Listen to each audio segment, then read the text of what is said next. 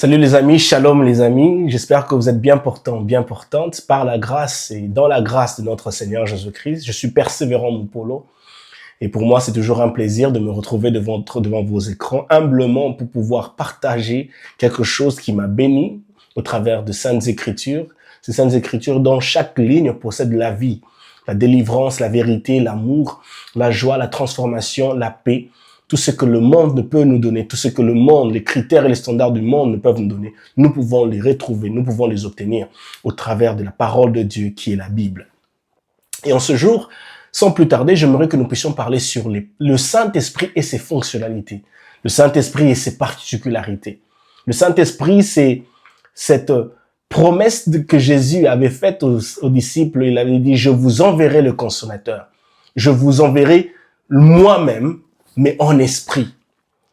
Je vous enverrai une personne comme moi, mais maintenant en esprit.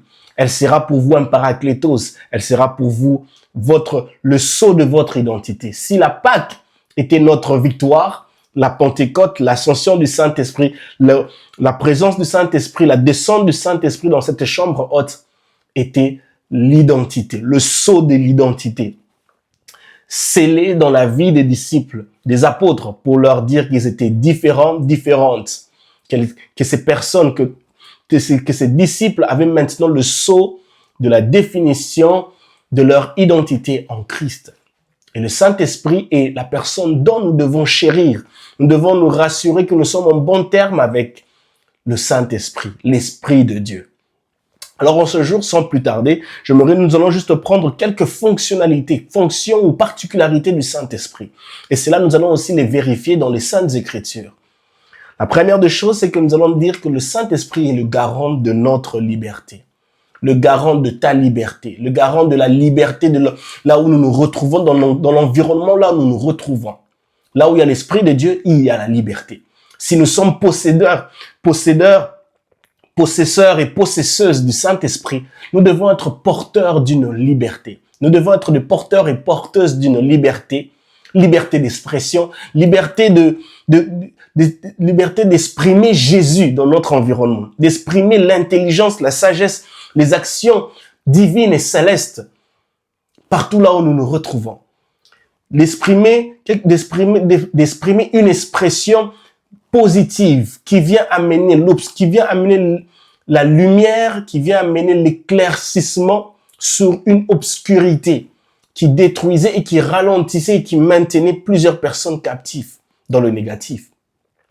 Nous le voyons dans le livre de 2 Corinthiens chapitre 3, le verset 17.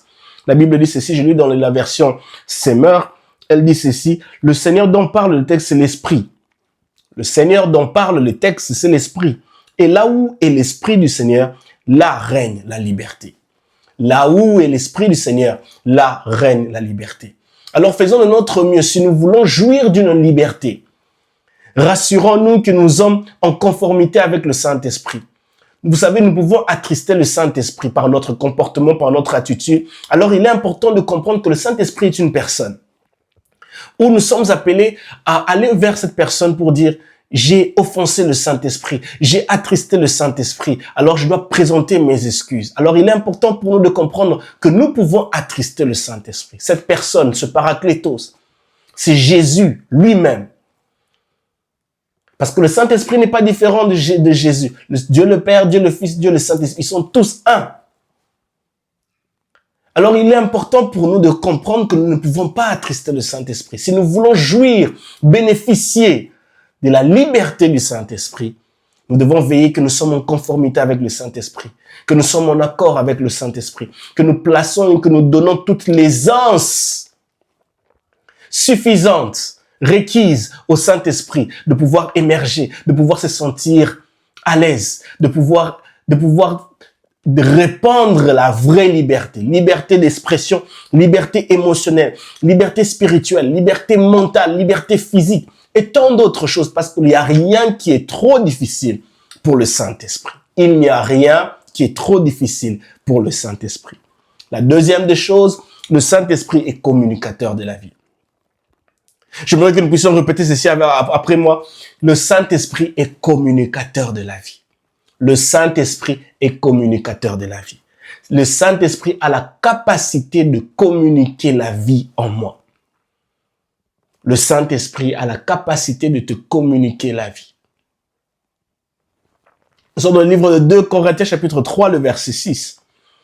2 Corinthiens chapitre 3, le verset 6. La Bible dit ceci dans la version Semeur. Il est évident que vous êtes une lettre. Le verset 6, désolé. Le verset 6. C'est lui qui nous a rendus capables d'être les serviteurs d'une nouvelle alliance et qui ne dépend pas de la loi. Avec ses commandements écrits, mais de l'esprit. Avec ses commandements écrits, mais de l'esprit. Car la loi, avec ses commandements écrits, inflige la mort. L'esprit, lui, communique la vie. Car la loi et ses commandements écrits infligent la mort. L'esprit, lui, communique la vie. L'esprit de Dieu est communicateur de la vie. Quand la loi nous condamne, quand les commandements écrits nous infligent la mort, quand les critères et les standards des hommes de ce monde, des institutions de ce monde nous infligent la mort par rapport à leurs commandements, par rapport aux lois établies, le Saint-Esprit, lui, nous communique la vie. Alors cela est une raison pour nous de pouvoir nous attacher au Saint-Esprit.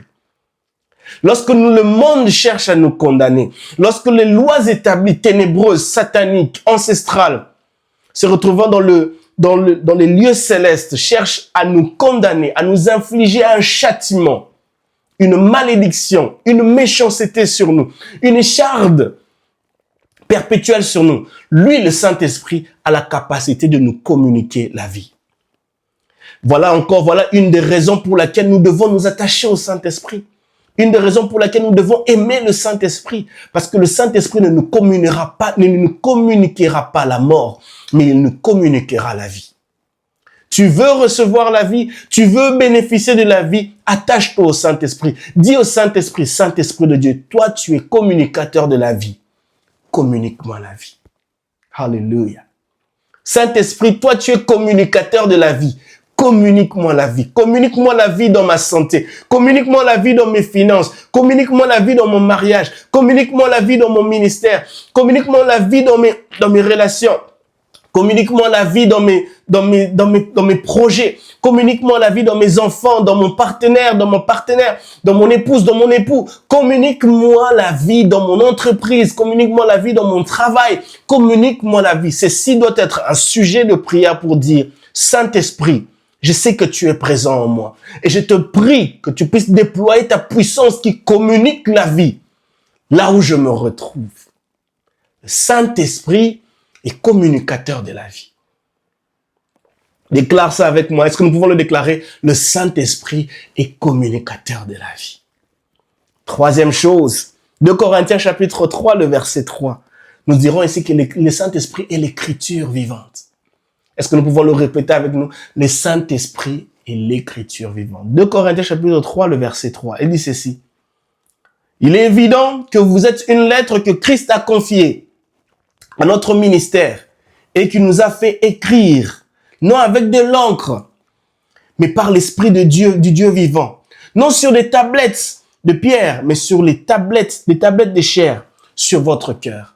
Ceci est merveilleux. J'aime ce passage de 2 Corinthiens chapitre 3. L'apôtre Paul parle, ne fait que scintiller sur les fonctionnalités du Saint-Esprit, du Saint-Esprit, de la personne de l'Esprit de Dieu. Et ici, il dit que le Saint-Esprit est cette écriture vivante. Une lettre qui a été envoyée. Tu te retrouves dans la lettre de Dieu.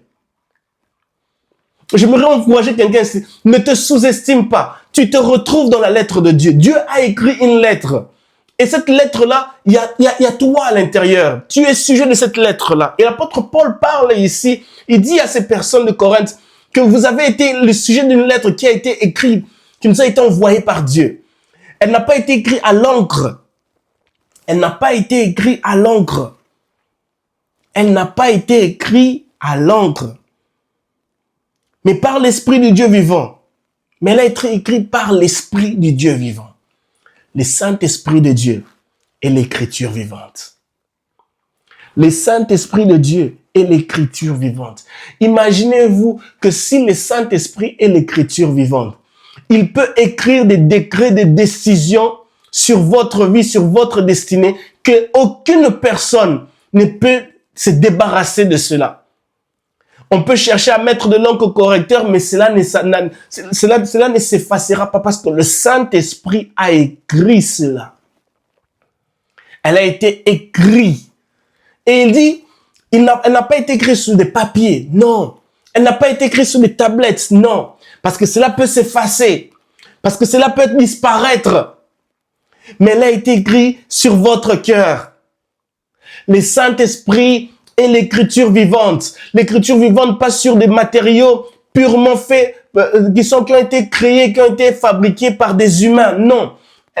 Le Saint-Esprit, l'écriture vivante, cette écriture qui s'écrit sur le cœur. Bien-aimé dans le Seigneur, le Saint-Esprit est l'écriture vivante. Le Saint-Esprit est l'écriture vivante. Ma prière pour nous, que nous puissions dire, Saint-Esprit de Dieu, toi tu es l'écriture vivante. C'est toi qui écris dans le cœur. Écris dans mon cœur de nouvelles choses. Écris dans mon cœur un nouveau parcours. Écris dans mon cœur des inspirations. Écris dans mon cœur un changement d'attitude. Écris dans mon cœur une nouvelle façon de raisonner, de voir. Le Saint-Esprit est l'écriture vivante. Il est l'écriture vivante. Tout ce que je suis en train de vous donner ici doit être sujet de votre prière lorsque même vous voulez adorer la personne du Saint-Esprit pour dire que le Saint-Esprit, tu es le garant de ma liberté. Saint-Esprit de Dieu, tu es le communicateur de la vie. Saint-Esprit de Dieu, tu es l'écriture vivante. Gloire à Jésus, le Saint-Esprit de Dieu. La quatrième des choses, le Saint-Esprit, par rapport au Saint-Esprit, c'est celui qui nous donne l'accès auprès du Père et du Fils. Alléluia. Ça, j'aime.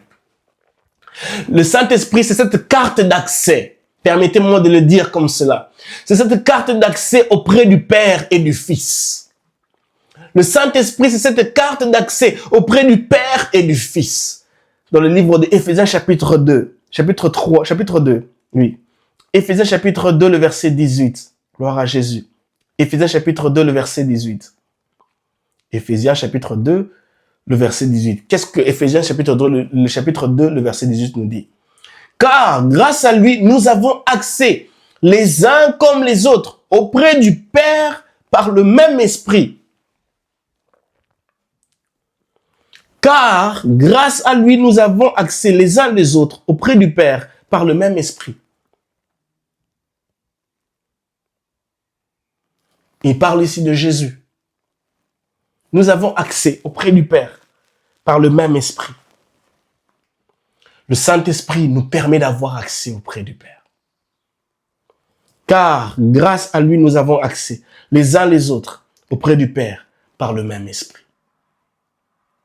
Par le même esprit, par l'Esprit de Dieu, nous avons accès auprès du Père.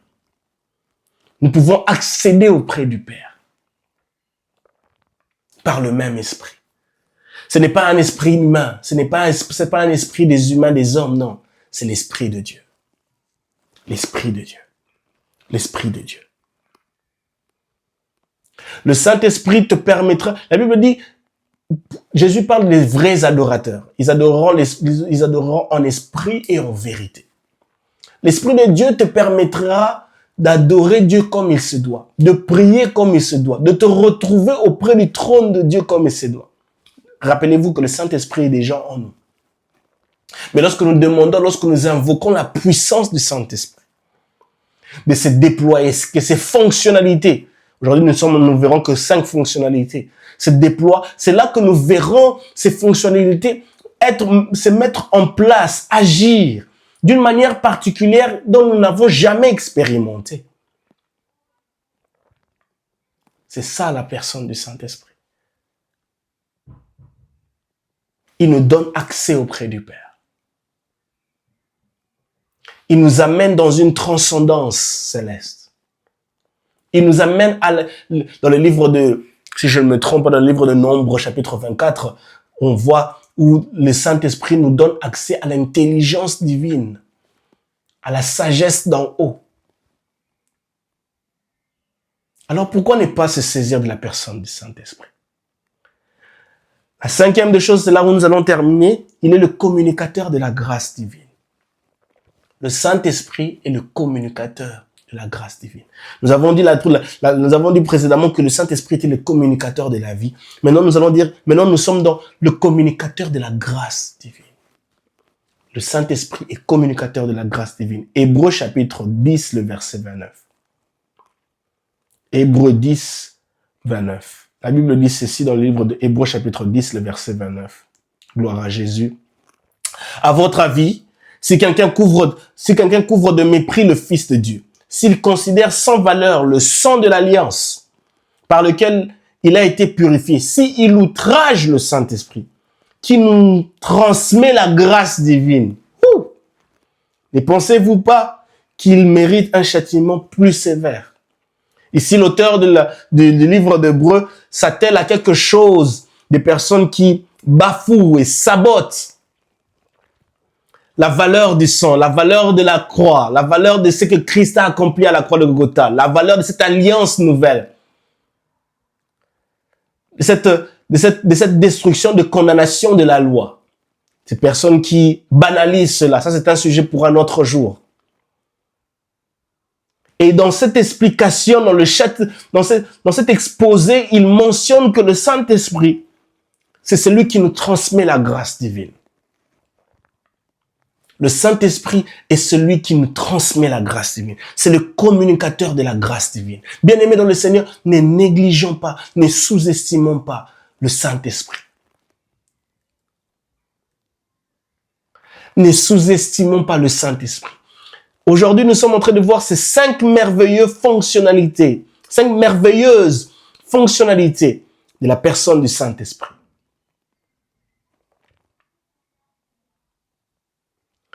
Il est communicateur de la grâce divine. Sur ce, nous pouvons prier, nous pouvons dire à Dieu, non seulement le louer, oh Dieu, oh Saint, oh Dieu, je te loue pour le Saint-Esprit. Saint-Esprit de Dieu, sois exalté, sois béni, parce que tu es communicateur de la grâce divine. Lorsque tu te sens écarté, lorsque tu te sens à bout, lorsque tu es à bout de tes forces, lorsque tu te sens disqualifié, tu ne sais pas comment tu pourras réussir à ce test, à ce projet, laisse-moi te rappeler ceci. Laissez-moi vous rappeler ceci. Le Saint-Esprit est communicateur de la grâce divine. Là où les critères et les standards des hommes vous condamnent, vous éliminent, là où les facteurs de la santé vous mettent de côté, le Saint-Esprit, communicateur de la vie, vous qualifie. Elle étonne, elle surpasse les standards des hommes, professionnellement, émotionnellement, dans le domaine de santé, financièrement, relationnellement, familialement, tout ce que vous pouvez penser. Le Saint-Esprit est communicateur d'une grâce divine. Une grâce divine qui va surpasser l'entendement et l'intelligence et la sagesse des hommes de ce monde, des bourreaux de ce monde. Et c'est ma prière en ce jour, que nous puissions se saisir de ces 5 merveilleuses fonctionnalités, particularités du Saint-Esprit. Aujourd'hui, nous n'avons que donné que 5. La première, c'était le garant de la liberté. Deuxième, le communicateur de la vie. Troisième, l'écriture vivante. Quatrième, l'accès auprès du Père et du Fils. Le 5e, le communicateur de la grâce divine. Bien-aimés dans le Seigneur, le Saint-Esprit est merveilleux. Le Saint-Esprit est merveilleux. Il a des merveilleuses particularités. Il a des merveilleuses fonctionnalités qui vous serez, vous et moi, qui nous seront à vous et moi, bénéfiques. Que mon Dieu vous bénisse. Seigneur, merci pour ton amour, merci pour ta grâce. Saint-Esprit de Dieu, tu es merveilleux. Et tu as des fonctionnalités et des particularités merveilleuses. Et nous te louons pour ces fonctionnalités. Nous te louons pour tes particularités. Nous te glorifions pour cela. Et nous voulons voir ces particularités, ces fonctionnalités merveilleuses s'accomplir en nous, agir en nous, porter, produire et porter des fruits. Dans le nom de Jésus. Amen. Que Dieu vous bénisse. et shalom chez vous.